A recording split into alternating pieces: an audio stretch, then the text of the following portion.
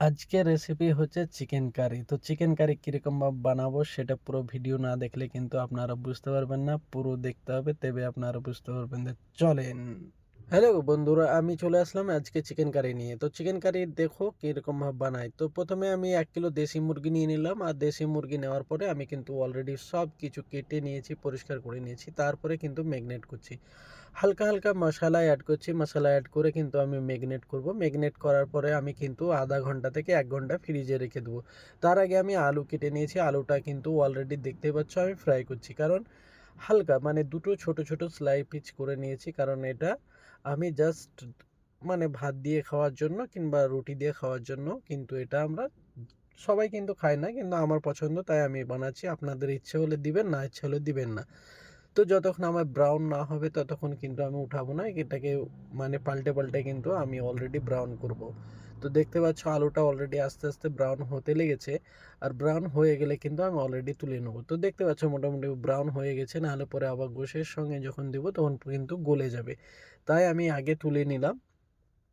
আর দেখতেই পাচ্ছ ব্রাউন হয়ে গেলে কিন্তু এই তেলেই কিন্তু আমি অলরেডি আবার কিন্তু মাংস রান্না করব। তো তেলটা আমি ফেলবো না, এতে কিন্তু আমি অ্যাড করব সব মশলা। তো এতে কি কি মশলা অ্যাড করব সেটা আমি তোমাদেরকে দেখাই। প্রথমে এখানে আছে জিরে, তারপরে আছে লং, তারপরে আছে এটা তোমার মেথি দানা, তারপরে এলাচ, তারপরে দালচিনি, তারপরে তেজপাত, তারপরে এখানে আছে শুকনো লঙ্কা, তারপরে এখানে স্লাইস করে আমি কেটে নিয়েছি পেঁয়াজ। তো এখানে একটা করে অ্যাড করব, তেজপাত অ্যাড করলাম। এইখানে দেখতেই পাচ্ছ শুকনো লঙ্কাটা অ্যাড করেছি। তারপরে এখানে দেখতেই পাচ্ছ আমি কিন্তু দালচিনি অ্যাড করছি। দালচিনি অ্যাড করার পরে এখানে দিলাম এলাচ।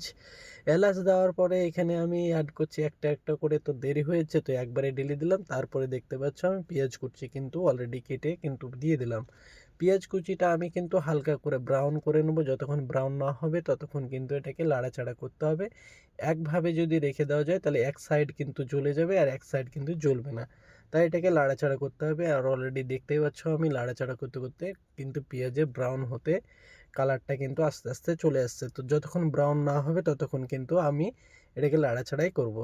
তো অলরেডি এখানে আদরকটা পেস্ট করে নিয়েছিলাম, কিন্তু আমি দেখানো হয়নি, একলার মধ্যে অ্যাড অ্যাড করে দিয়েছি। কিন্তু তারপরে আমি কিন্তু দেখাচ্ছি, কারণ একলার মধ্যে ভিডিও প্লাস লাড়াচাড়া করছি, একটু প্রবলেম হয়ে যাচ্ছে। তো যাই হোক, এখানে আপনাদেরকে দেখাতেই থাকছি যে আপনারা দেখেন এখানে। হ্যালো গাইস, তো ম্যাগনেট করা মাংসটা আমি অলরেডি নিয়ে চলে আসলাম। 40 মিনিট হয়ে গেছে। এবার এখানে একটু রাখবো, রেখে কিন্তু আমি এখানে পেঁয়াজ টমেটোর পেস্ট করা আছে ওইটা এবার অ্যাড করব। যে আমি পেঁয়াজ ভাজা করেছি সেইখানে এখানে জল আছে অনেক, টমেটোলের জল থাকে প্লাস আমাদের পেঁয়াজের জল থাকে। তো এখানে কিন্তু আমি একটু লাড়াচাড়া করে কিন্তু এটাকে জলটাকে একটু মারবো। আর মানে শুকাবো। শুকানোর পরে কিন্তু এখানে কিন্তু একটু যে সুরবাটা হবে সেটা কিন্তু গাঢ় হবে। আর গাঢ় হওয়াতে কিন্তু এখানে আমি চিকেনগুলো ভেজে কিন্তু অ্যাড করব। কিন্তু তার আগে আমি কিন্তু এখানে মশলা অ্যাড করব। মশলা অ্যাড করলে কিন্তু এটা আমার কষা হয়ে যাবে। তো চলো আমি কি কি অ্যাডগুলো করছি সেগুলো দেখে নাও। ধনের পাউডার 1 চামচ, কারি পাউডার 1 চামচ, জিরের পাউডার 1/2 চামচ, হলুদ হচ্ছে 1/2 চামচ, লঙ্কার পাউডার 1 চামচ,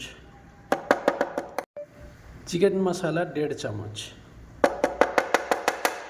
একলা ভিডিও করার জন্য আমি কিন্তু মশলাগুলো এক জায়গাতে করে নিলাম। জাস্ট আমি এবার কিন্তু যে টমেটো পেঁয়াজ এবং আপনার যে পেঁয়াজ ভাজা করেছিলাম সেইখানে কিন্তু অ্যাড করব। চলো এবার দেখাই আপনাদেরকে।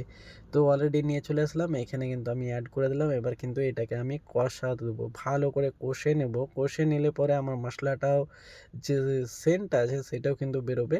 তার আগে দেখতে থাকো কীরকমভাবে আমি বানাচ্ছি চিকেনটা। আর চিকেনটা দেখলে খেতে তো ইচ্ছে করবে সবারই, বাট একলা ভিডিও করছি, একলাই মানে সব কিছু করছি, একটু মানে মানে ভিডিওটা এরকম এরকম হয়ে যাচ্ছে। তো যাই হোক, পরবর্তীকালে আমার বন্ধুরা থাকলে অবশ্যই আপনাদেরকে ভালো করে দেখাবো। তো দেখতে পাচ্ছ অলরেডি অনেক গ্রেভি কিন্তু অলরেডি শুকিয়ে গেছে। তো দেখতে পাচ্ছ এখানে আমি চিকেন ম্যাগনেট করেছি, এবার ভাজাভাজি করতে লাগি।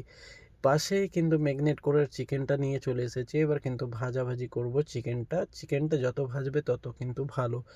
দেশি মুরগি মানে গলে যাবে না, কিন্তু পোলট্রি মুরগিগুলো কিন্তু গলে যায়। তো আমি এখানে কাঁচা লঙ্কা 4টের মতো অ্যাড করব, জাস্ট ফাটিয়ে দিলাম। তো চিকেন দেখতেই পাচ্ছ এখানে কিন্তু আমি ফ্রাই করছি। তো চিকেন ফ্রাই করে কিন্তু আমি ডাইরেক্টলি ওইখানে মানে পোস্ট করে দেবো, মানে যেখানে আমি কিন্তু মশলা অ্যাড করে কষা করে নিয়ে রেখেছি সেখানে কিন্তু ডাইরেক্টলি আমি উঠিয়ে এখানে ঢেলে দেবো। তো দেখতে পাচ্ছ আমি এখানে কিন্তু অলরেডি ঢেলেছি, কিন্তু এখন আমার পর্যন্ত কালার দেয়নি, কিন্তু কালারটা দিবে, একটু ধৈর্য ধরতে হবে।